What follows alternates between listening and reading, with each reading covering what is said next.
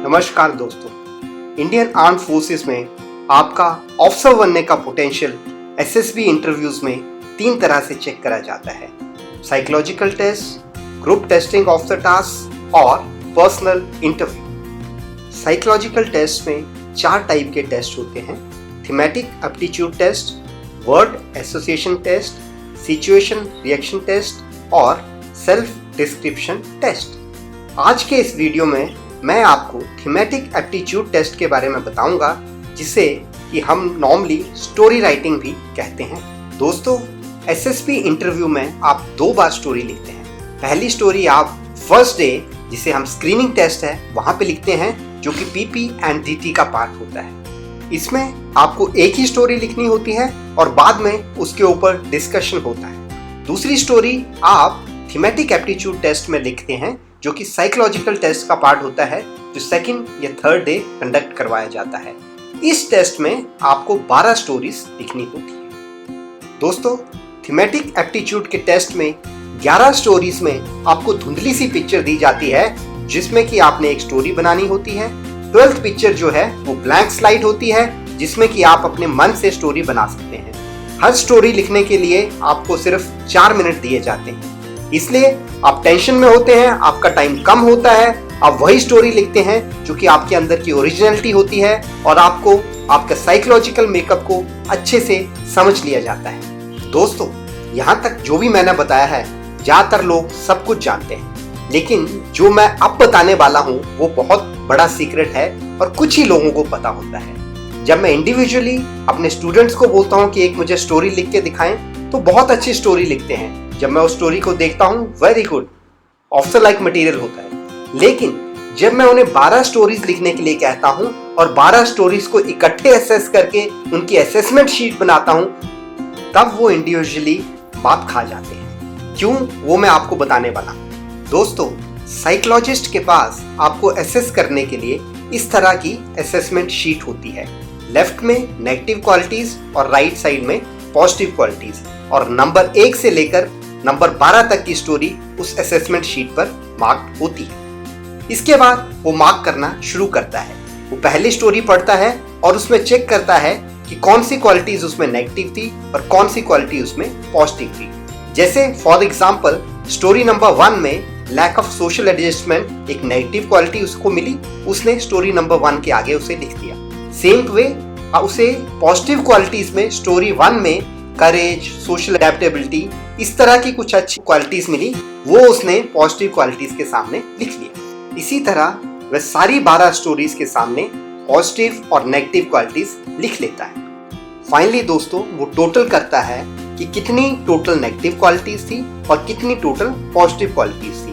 तो यहाँ पे आप देख सकते हैं कि 4 नेगेटिव और 11 पॉजिटिव क्वालिटीज थी। इन 11 पॉजिटिव क्वालिटीज को वो चेक करेगा कि क्या वो हमारे 15 OLQs जो हैं उनके साथ मैच करती हैं नहीं। याद रखें कि अगर आपने करेज की एक क्वालिटी जो है 11 स्टोरीज में दिखाई है, तो वो 11 क्वालिटीज नहीं बनेगी, वो एक ही रहेगी। ये एक ऐसी चीज है दोस्तों, जहां पर 90% कैंडिडेट जो है वो गलत चले जाते हैं। मैं आपको एक एग्जाम्पल के साथ ये समझाता हूँ। यहाँ पर आप अपने सामने देखें, एक शीट है, असेसमेंट शीट। उस लड़की का नाम है रितु। लेफ्ट साइड में आप देखें कि उसने 2 या 3 नेगेटिव क्वालिटीज दिखाई हैं और राइट साइड में उसकी कुछ पॉजिटिव क्वालिटीज हैं। तो आप देखेंगे कि मैंने उसकी 3 स्टोरीज असेस करी हैं और 3 स्टोरीज में एक ही मुझे पॉजिटिव क्वालिटी मिली है, और वो है सोशल अडेप्टेबिलिटी। सेम वे आप दूसरी तरफ विक्रम की असेसमेंट शीट देखें, तो आप पाएंगे कि उसमें भी कुछ 2 या 3 नेगेटिव क्वालिटीज दिखाई हैं, लेकिन अगर मैं उसकी पॉजिटिव क्वालिटीज की तरफ देखता हूं, तो ज्यादातर स्टोरीज में उसने एक ही क्वालिटी दिखाई है और वो है करेज। तो दोस्तों, ऐसा होता है कि हमारी अपब्रिंगिंग, हमारा जो है साइकोलॉजिकल मेकअप, हमारी लाइफ, हमारा जो है अंदर के बिलीव्स कुछ इस तरह से होते हैं, हमारी पर्सनैलिटी इस तरह से बन जाती है कि हमारा थिंकिंग, हमारा बिहेवियर वही दिखाता है जो कि हमारी अंदर की पर्सनैलिटी होती है। इसलिए जब आप स्टोरी लिखते हैं, तो इनवेरिएबली जो भी आप स्टोरी लिखते हैं, जो कि आपका अंदर का जो है प्रोमिनेंट बिहेवियर है, वही बाहर आ जाता है। अगर आप पेरेंटल वैल्यूज में विश्वास करते हैं, सोशल अडेप्टेबिलिटी में विश्वास करते हैं, जैसे कि गर्ल्स होती हैं, तो ज्यादातर स्टोरीज में उनकी वही स्टोरी निकल के आती है। सेम वे लड़के में अगर कोई लड़का जो है बहुत करेजियस है, हमेशा उस टाइप की उसमें रहा है, थॉट्स प्रोसेस में रहा है, तो वो अपनी ज्यादातर स्टोरीज में वही स्टोरी लिख के दिखाएगा जिसमें कि करेज की वैल्यू दिखाई गई। लेकिन जो बाकी की 15 क्वालिटीज है वो दिखाने में चूक कर जाते हैं। तो अगर ये सच है तो आपको क्या करना चाहिए ताकि आप इस टाइप के टेस्ट को और बाकी के साइकोलॉजिकल टेस्ट को ठीक से कर सकें?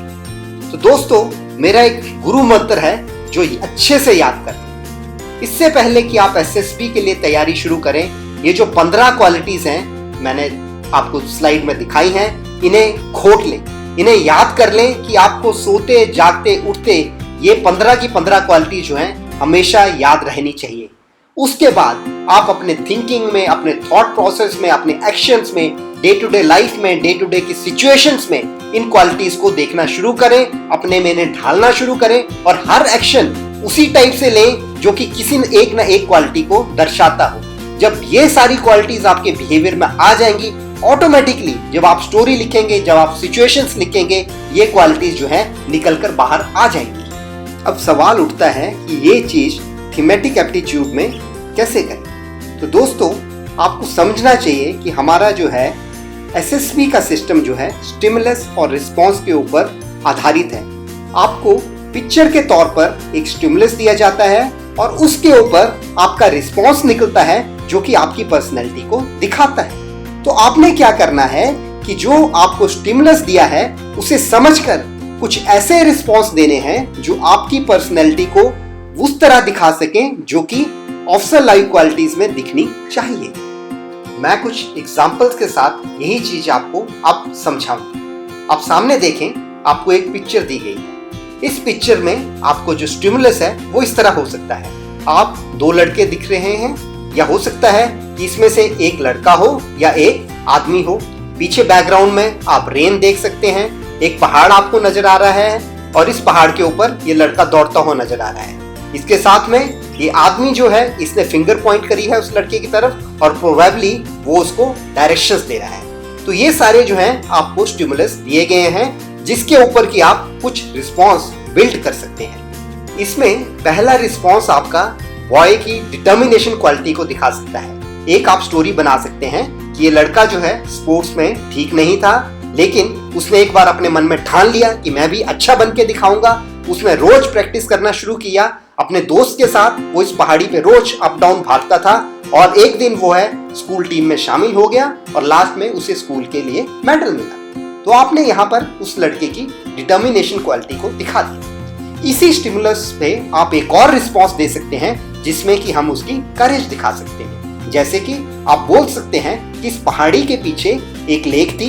ये दोनों दोस्त वहां पर आए थे कुछ देखने के लिए, लेकिन सडनली उस लड़के को आवाजें सुनाई देती हैं। वो दौड़ के जैसे ही पीछे जाता है वो देखता है कि उस लेक में एक बच्चा डूबा हुआ है। उसे स्विमिंग आती थी और वो कूद जाता है लेक में और उस बच्चे की जान बचा लेता है। अब देखें, हम तीसरी स्टोरी भी इसी स्टिमुलस के ऊपर बना सकते हैं जिसमें कि हम उसकी सेंस ऑफ रिस्पॉन्सिबिलिटी दिखा सकते हैं। आपकी स्टोरी हो सकती है कि ये लड़का वहां पर घूमने गया था, वहां उसे एक फ्लड ऑफिशियल मिला और उसने बोला कि पीछे तेज बारिश हो रही है और उसके कारण यहाँ पर फ्लड आ सकता है और वो लोग जो पहाड़ी के साथ में रहते हैं उनकी लाइफ को खतरा हो सकता है।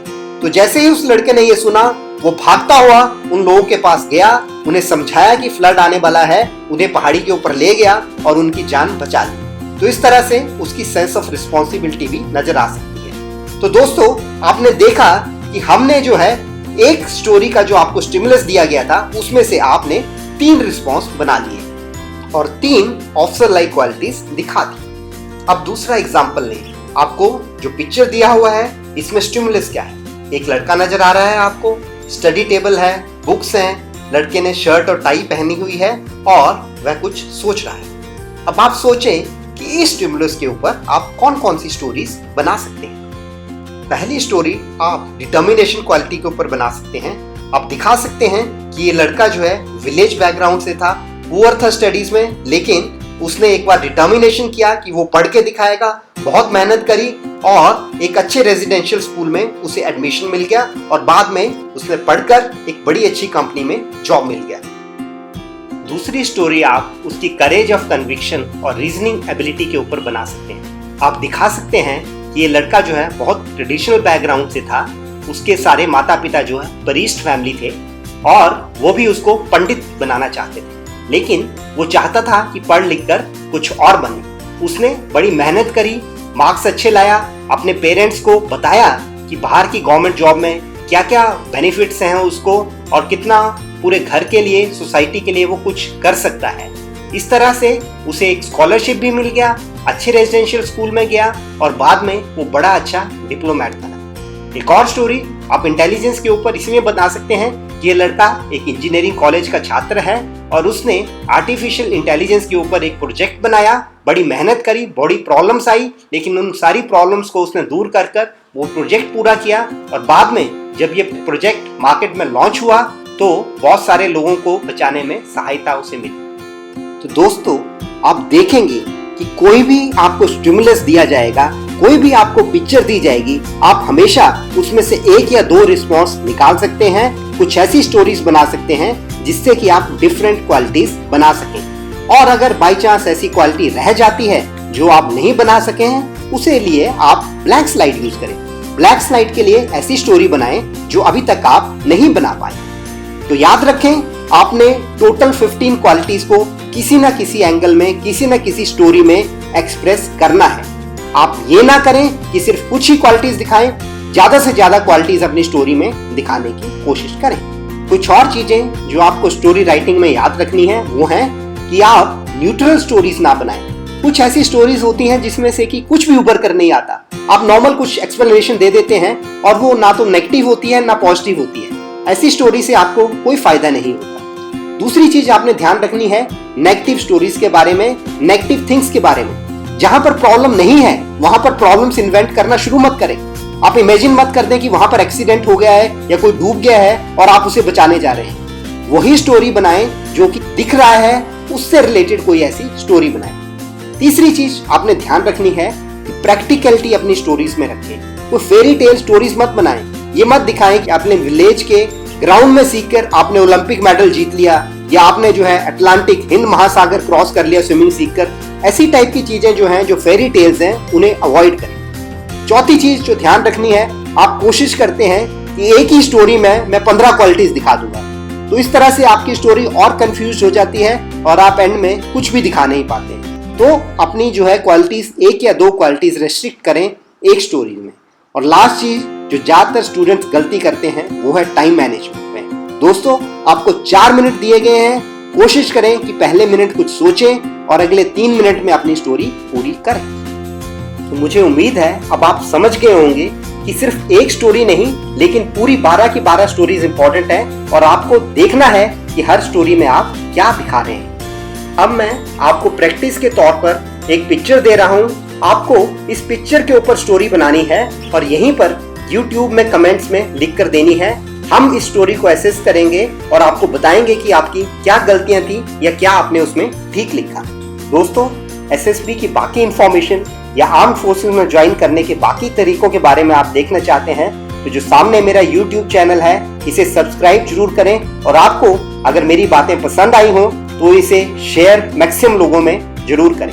दोस्तों, देखने के लिए बहुत बहुत धन्यवाद। सी यू लेटर।